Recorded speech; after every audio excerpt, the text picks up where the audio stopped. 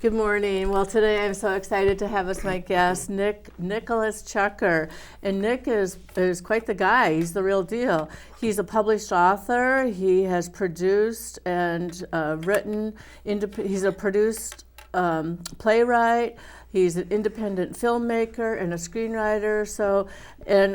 He said that he researches his topics impeccably, and just having a couple of conversations with Nick already, I'm just so excited for him to talk about what he is talking about. So it's the indigenous people and the Battle of the Pequots with Major John Mason. So Nick, please, thank you for coming here and being a guest on my show. Well, thanks for having me. Yeah. So this is really quite a story. And, it's all about the stories and bringing those together and bringing those to life. That's my opinion, and that's why I do the work that I do.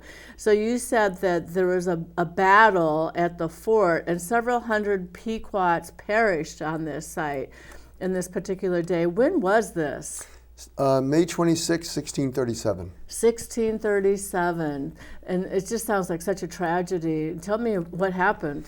Well, the entire clash of the cultures was a tragedy unto itself, because in the early 1600s, that was when the Puritans basically landed and started interacting with the native people. It actually began more with the Dutch, who were trading with all of the different tribes, and the Pequot the Pequots were the dominant tribe in the region. Okay, what was their culture? What were they like, if I could ask, just to get a picture of the contrast? Well, contrary to what a lot of people say, a lot of these native cultures were pretty sophisticated. Oh, I imagine they were. Yeah, they had their own, Culture, their own form of government, their own sure. beliefs. And spiritual beliefs, especially, that had been entrenched for thousands of years. And I thought, when I look at it, I think they have a lot of merit and a lot of credibility. Absolutely. Because it deals with the spirit of Manitou, which is a life force within all things. In the ground, the trees, the rain, the animals, the Manitou is that life force within it. And that was how natives felt they communicated with their spirits, was through the power of Manitou. Okay. And so there's a reverence for the natural world, as opposed to a desire to oppress it or to dominate it, which our species still hasn't figured out, that we're never going to dominate nature. Captain Ahab in Moby Dick learned that the hard way. Right. But during this so time, here we have, the Dutch were some of the first people who interacted with the Pequots, and the Pequots were a sophisticated culture, a sophisticated group of people who were... All the tribes were. All the tribes were, but this was particular to the Pequots, that this incident, the battle happened, so... Yeah, and it involved other tribes too. It involved the Mohegans, it involved the Narragansetts. And the initial relations between the Europeans and the natives was actually a friendly one. It was based on the fur trade out of Europe. And this was actually where the natives kind of violated their own principles, because they totally decimated the fur-bearing population of animals to support the trade that was going on in Europe. They got lost in the transaction, I'm sure. They got greedy. Right. They were greedy. They were being greedy? Incredibly, yeah. Oh, that's interesting. Because I'm just thinking that okay. Yeah, and what happened is the shellfish beds were, the quahog and all of that, they were right on the coast there. And the shellfish beds that particular commodity was used to shape what was known as wampum. Wampum was something very precious to the native culture. It was woven into every aspect of their lives, whether it was beads, whether it was clothing, calendars, telling of stories. There were items in materials that were designed entirely through wampum. What is wampum? I'm not sure I really understand. Well, if you go back into the shellfish beds, known Okay. as quahog and everything, Right. those hard shellfish items were shaped into designs and woven into things such as necklaces, belts, into the clothing. And in it was a language as well.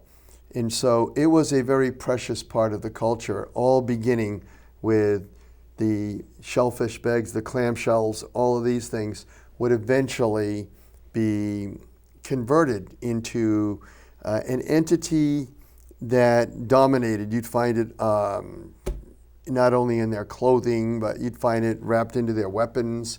It was So it's coded symbolism that was embedded into all of their articles that yes, they valued, and it was something basically. very reverent. Okay. It was to unfortunately become a currency, and Well, that's what I always thought of as yeah. wampum as the currency. but I yeah, can see- that's a perversion of what it initially was. Okay, okay. So when you hear these things like wampum cards and everything, Right. it's kind of disgraceful actually, because this was something that bordered on the religious in ancient times. Right. Well, And- even our own currency, it's in Yeah. God we trust. And, so it goes back to that way of thinking and having respect for the hard-earned Yeah. wampum. And what happened was the Pequots sat on most of the shellfish beds. So they had more access to wampum, what would eventually become wampum, than anybody else. Now, when the early traders came there, they wanted more furs. Well, the inland tribes, like the Mohegans, were not so much on the coast. They were the inlands. They had access to the furs. So the way it would work is the Dutch had all of these various goods, the Dutch and then later the English, metal type goods that the Pequots and all the other tribes wanted, because they could then take it, reshape it, melt it down into something that would be more applicable to their culture. And So- then used in a functional capacity is what I'm thinking Yes. as well, too. Okay. So the way it would go is the Europeans would provide the metal goods. To purchase that, the Pequots would give them wampum. And then the Dutch or the English would find their way into the hinterlands, where the tribes such as the Mohegans, who were deeper into the woods, had the furs. So to purchase the furs, you had to have the wampum. Then the Mohegans had more access to the wampum. And so then the Dutch or the Europeans would then purchase the furs, go back and supply, the fur trade back in Europe. So it was quite the cycle. The reason wampum became the commodity that it did was there was a point when the Dutch kidnapped a Pequot sachem. And in order to bring him back, in order to pay a ransom, the Pequots offered all sorts of wampum. I'm not sure I know what a sachem is. Sachem is the chief. Okay. Yeah, okay. So they when- captured the chief. Yeah, and- that's the proper term for Eastern tribes. So is sachem. you need to educate me. So I'm sorry Yeah. but And the it's great sachem is for example, if you see when you see these big war bonnets, not the Eastern tribes, 3 feathers indicates a sachem. Okay. Two feathers is one that's close to it. 1 feather is your basic warrior. So So the 3-feathered sachem. yeah. So, and then there's the great sachem. And so their sachem was captured, and I believe that might have been Tatabim. And to release him, the Pequots offered all sorts of wampum. That was when the Dutch realized how precious and important wampum was in that particular culture. And so from there, that cycle began, that trading cycle. So economically, the Pequots dominated the region.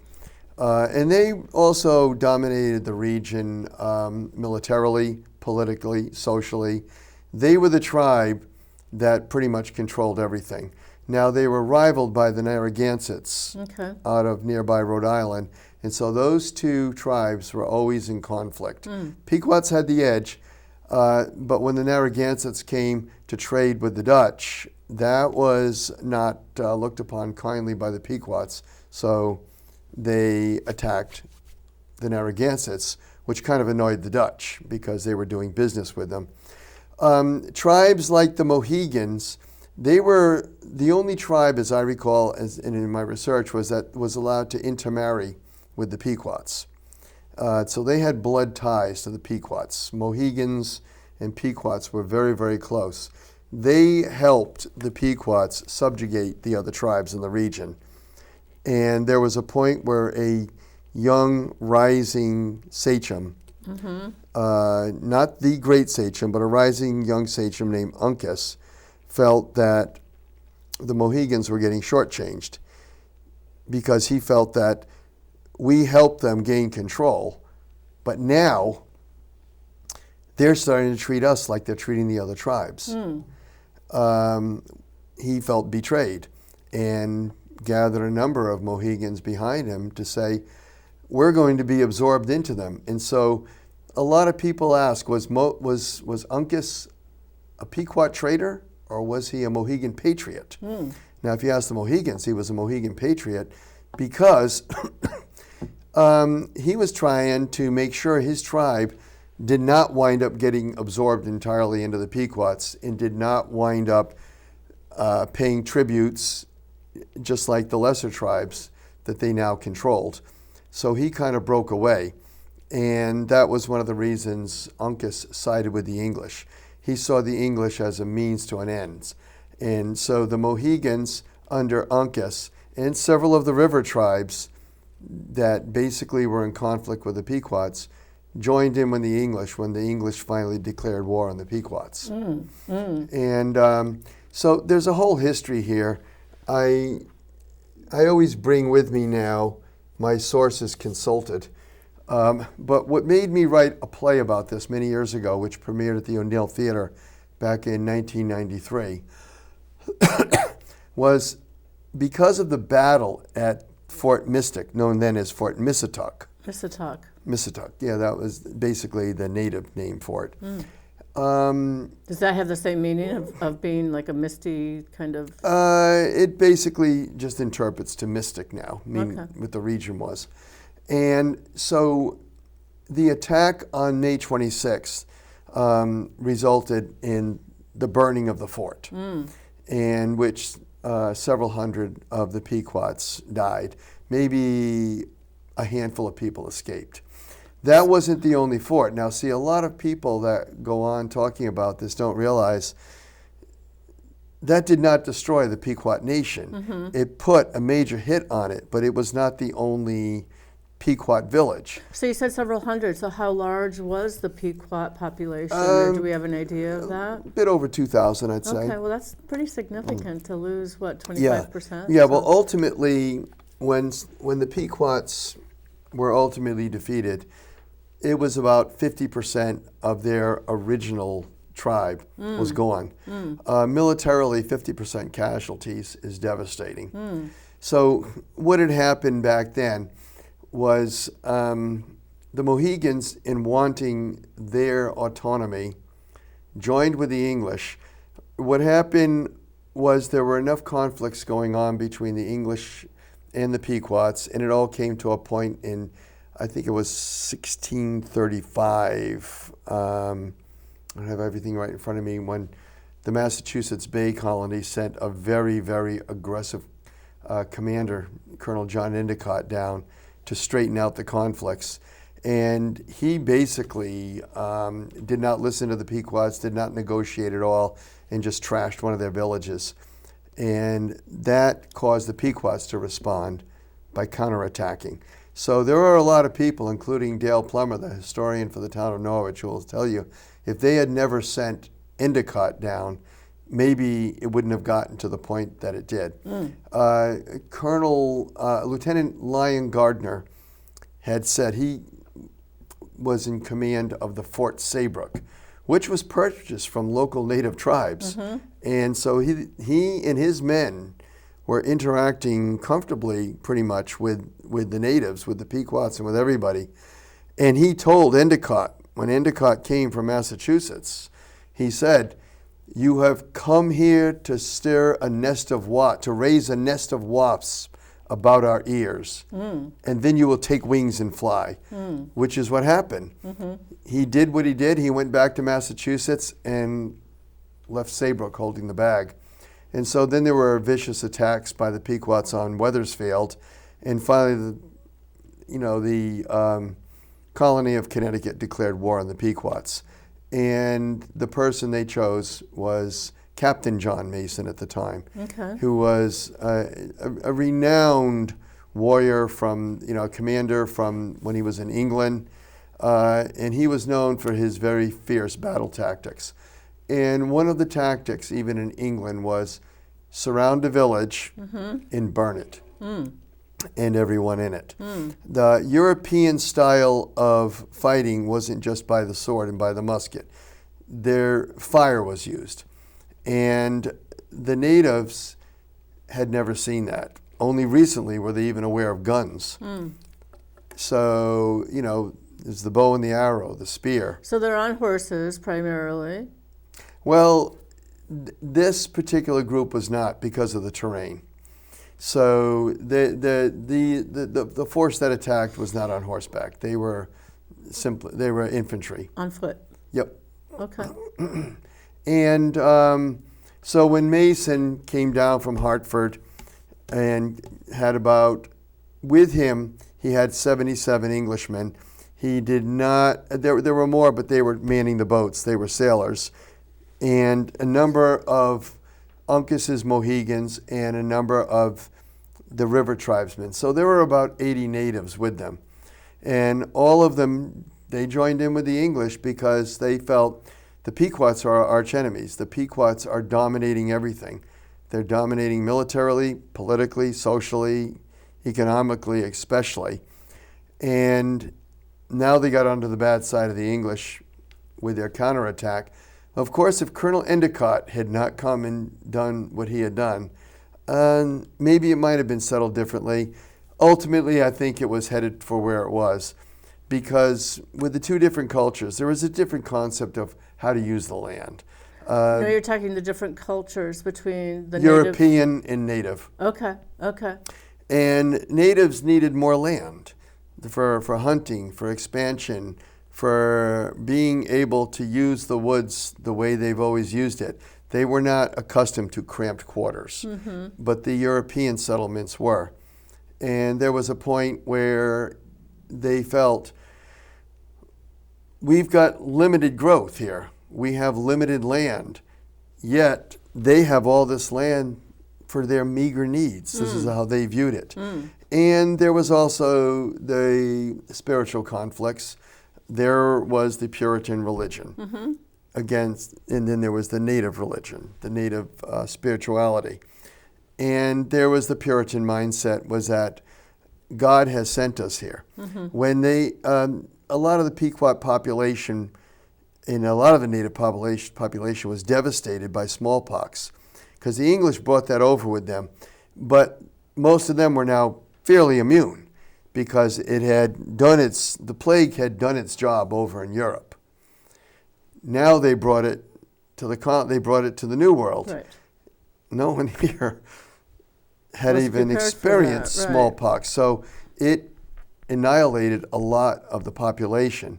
And part of the Puritan mindset was God dealt them a mighty blow with his blessed plague. And so they felt that this was the Lord's will. Whereas the natives did not know where this disease had come from. And some of their belief was, well, their God must be very powerful if he can kill so many of ours, and none of theirs are dying from it. So Not really understanding the science and medicine, but no, and with no immunities at all. And there were no vaccines then. Of course. Louis Pasteur was not even a blink of thought in the universe at the time. So cultural conflicts, cultural differences were vast. But again, there's this thing that's known as the territorial imperative. We must have this land. We must have this. Did everybody have that mindset? Was that all of the different tribes as well as the Europeans? The Pequots were the most. You said greedy. You used the word greedy previously. Yeah, they were the dominant one. They pretty much subjugated the other tribes and earned their ire. And those tribes felt that we don't want to pay tribute. We don't want to be subordinate to you. But they were the military power in the region. So they were the most aggressive and had, most of the fishing rights and... Yeah, they pretty much... Are they hunters as well as fishermen? Oh, yeah. And again, once the Europeans came and the fur trade got involved, then the power, with wampum being warped into a currency, it basically changed the tone of the entire eastern seaboard there. I understand. And that pretty much became a conflict that wound up strictly between the Europeans and the Pequots. Who was going to dominate the region? Who was going to dominate?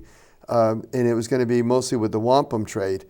And the English kind of figured, well, in a number of them, we're going to have to get rid of this tribe.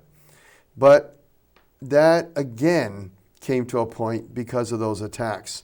I like to, and so does Dale, and Kevin will even bring that up. You take it back to Colonel Endicott, and he was the powder keg that lit the whole thing.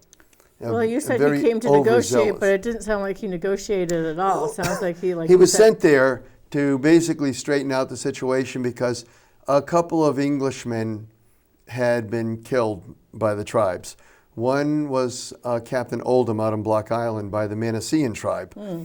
Block Island then was known as Manasees because the tribe there were the Manaseans, who were basically tributary to the Narragansetts. But there was a Captain John Stone that the Pequots had murdered, and probably with good cause. He was a lowlife, and he made the big mistake of kidnapping a couple of Pequot men and saying, well, I'll ransom them to you. He was basically, I think there's political figures out there today I could compare to John Stone. Political figures we've had in office not so long ago that made John Stone look like Walt Disney. And he was cheating them. And the Pequots didn't feel like being cheated. And especially when he turned around and said, well, I'll ransom these guys back to you. Yeah, they remembered what happened with the Dutch. And they paid the ransom, and the Dutch turned Tatum back over to the Pequots, dead. So they figured, we're not going through this again. So pretty much the Pequots had earned their dominant position, and the English, being new to the area, did want to have control of it. There's no doubt about that. So ultimately, Endicott was sent there to attain justice for the murder of 2 Englishmen. And the Pequot ambassador tried to explain, well, the one on Manassas on Block Island is what it was. We had nothing to do with that. But Captain John Stone kidnapped our men and was cheating us. And they felt that he had no right to do that. Colonel Endicott, I think one of the lines I have in my play, based on Endicott's personality, was, I am not going to stand here much longer bandying principles of morality with the likes of you. So there was a... disrespect. And an arrogance in a way of denigrating them and being very condescending. And there's people out there like Endicott running around today. Those people will always be with us. And each side now, we... On the side of the English, we did have a decent man in Roger Williams, who basically interacted with the Narragansetts peacefully. And Lieutenant Lyon Gardner, who wrote one of the accounts of the Pequot War. He had a very good rapport with the tribes. But so there was really no intention of cohabitating, coexisting, blending of cultures, and And On the part of some English, there was, and on the part of a number of the Pequots, there was. But in any case, here's the thing: the subject keeps surfacing and resurfacing. Mason's plan was that they could not assault the Fort Wehenshocks, which is what Fort Hill and Groton now, but because that was just a dangerous thing to do. They didn't have a chance militarily there. So they went around, they sailed around into Rhode Island, came back, collected some Narragansetts, persuaded them to join them, marched all the way back, and then in the dead of the night, planned the attack. And at dawn of the 26th, they entered the fort. Mason and his men, they attacked, and he and his forces attacked.